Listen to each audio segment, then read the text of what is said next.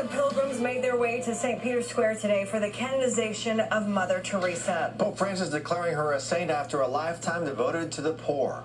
Mother Teresa would be a great sign, a living stone of that church, and now living eternally, as we believe, as one of the saints in heaven. She was known as the Saint of the Gutters in the Roman Catholic Church because of her devotion to the poor. Thanks for joining us. I'm Steve Large. And I'm Sharon Roget. 19 years after her death, Mother Teresa joined the ranks of other Catholic saints today. The process to sainthood normally takes decades or even centuries.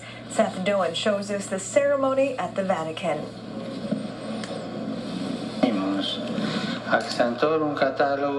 We declare and define Blessed Teresa of Calcutta to be a saint. Pope Francis declared Mother Teresa a saint before a crowd of more than 100,000 in What St. Peter's blaspheme. Square under a clear blue sky. Sitting the Pope in the described temple Mother of Teresa God, as a claiming defender to of the be unborn, God. the sick, and the abandoned. In Calcutta, India, people watched the ceremony canonizing the woman who cared for the poorest of the poor.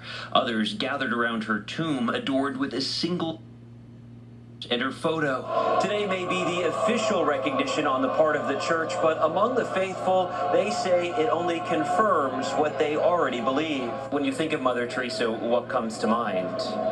I don't know if I have the quote right, but she said like one drop of water in the ocean, and, so you do one small thing and it just ripples outward, causes massive change. Mother Teresa is an example. She's one to see and emulate. Her mercy goes beyond borders. The so-called Saint of the Gutters was awarded the Nobel Peace Prize in 1979 for her work with Calcutta's poor and sick, a labor that continued well after she herself became ill. 2 miracles were attributed to Mother Teresa in order to reach sainthood. She's credited with curing a tumor-stricken Calcutta woman and for the recovery of a Brazilian man suffering from a potentially deadly brain infection.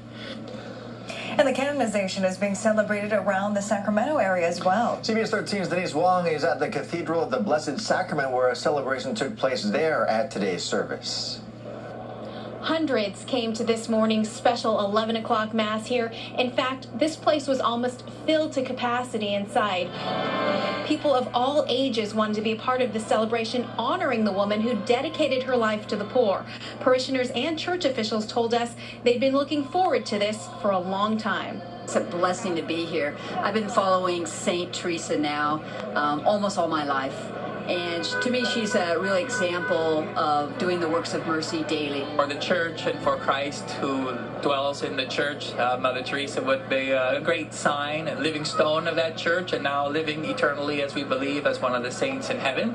Those who came to this morning's Mass also left with something special. Nuns were handing out pictures of St. Teresa of Calcutta to people as they exited the church. A special thing to have, but no doubt they're going to remember this day even without that keepsake. All right, Denise, a lot of support, that's for sure. Another Sacramento connection, by the way, according to his website, Governor Jerry Brown spent time in the 1980s in India working with Mother Teresa. Other news now, new at 5, Colin Kaepernick left